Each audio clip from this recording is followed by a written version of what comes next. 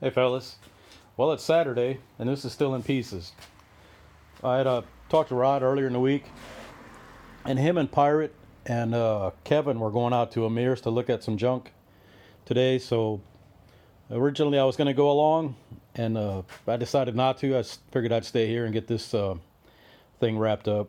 And seeing as how I had the extra time, I decided to check the 200s lift or duration, I should say, on the B cam, because I've read from a lot of so-called experts that the B cam had slow lobes, and it was actually right around 129 to 130 degrees duration at 200 thousandths, which is what kind of was backed up on the Crane website.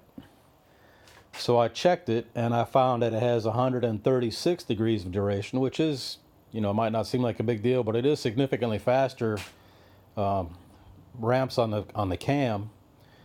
And when you get a excuse me, a little faster ramps like that, it seems to me like it helps the mid-range and the shift recovery from my experience. So, again, like I've said before, they're not a bad cam. They're not ideal for everything, but for $100, $125, they're pretty hard to beat.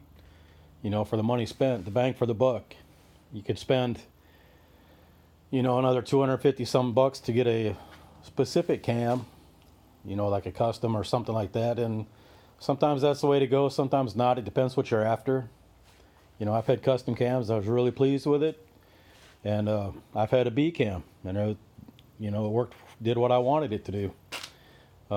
Then I spec'd the cam, and I had that other engine with the ported GT40s. I spec'd the cam, from what my experience and what I thought would work, and it made a bunch more torque. It wasn't really that much faster. If I had to run a Holly intake on the red car with the ported GT40s, it probably would have went significantly quicker, but I didn't do it. So anyway, I had talked with a Crane engineer via email before, and he said that, Crane makes the cams for Ford Motorsport. So the lobes that they make for Ford Motorsport aren't on the catalog always. They're proprietary, so they don't divulge those to, goofballs like me that talk to the Crane engineers. He said he's under obligation to not, I forget what they call it, non-disclosure agreement, NDA, because it's proprietary. Ford wants to keep it theirs, just like Bullet does the cams for Anderson Ford. So I'm sure they can't say what lobes they use either. But anyway, B cams aren't all bad. Like I said, they work for the bang for the buck. It's hard to beat them. I think, like I said, I had one, and I think I even traded it to Rod for Mustang. So, and that might be this cam right back here. What I got next to do is gonna put the timing cover on. Oh, just this stuff here is going on the engine. I was gonna get it all together and clean it off and paint everything one color, make it all nice, make it all black. Then I decided that's not really fitting for Rod, so this old valve cover that was on Stupor Trooper is going to go on one side. This one, I don't know what it came off of, but when I washed it, I found JB Weld under the paint, so that's perfect for his taste, his persona. Going to have a raw valve cover, rusty heads, a black block, that intake, or else the ported stock one's going on it, whichever one he wants. He hadn't told me back yet. And then I'll probably find a rusty oil pan to put on it to wrap it up. So, but when I put it together, I'm going to put the timing cover on first with the harmonic balancer and the timing indicator. And then I'll use this to make sure the timing indicator is pointing at 0 when this is at top dead center. Sometimes they're off a couple degrees, sometimes not. So it's good to verify if you can. And that'll help, make it optimum. And I think that's about it. That's all I got left to do, so I'm going to get busy on that. Try to get that wrapped up this afternoon so I can spend some time on that thing.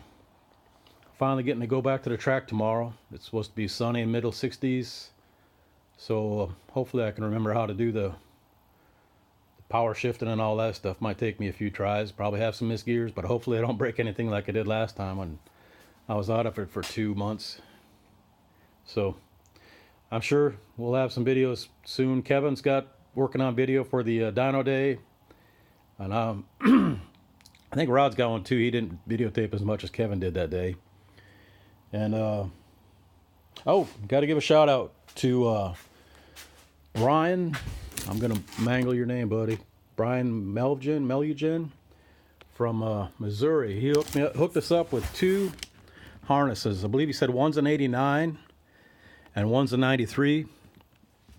I'm gonna need the one for the 93 on Mustang, and then maybe we'll convert the Lincoln over to Mass Air. We can use this as the 89 one as a base for converting that thing over to Mass Air. And I've also got another guy, Mike, donated a clutch there. That's all the stuff for my son's Capri. But in that bag is a really nice, decent clutch setup. He said he didn't have many miles on. And I don't remember his last name, but he's got a really sweet 68 Torino that he bangs on that at the track pretty good. Appreciate y'all guys doing that. I tried to pay him back for shipping because I know it's expensive shipping, but they were just wanting to support us knuckleheads doing what we do. So again, appreciate y'all fellas, and that'll do it for now. Later.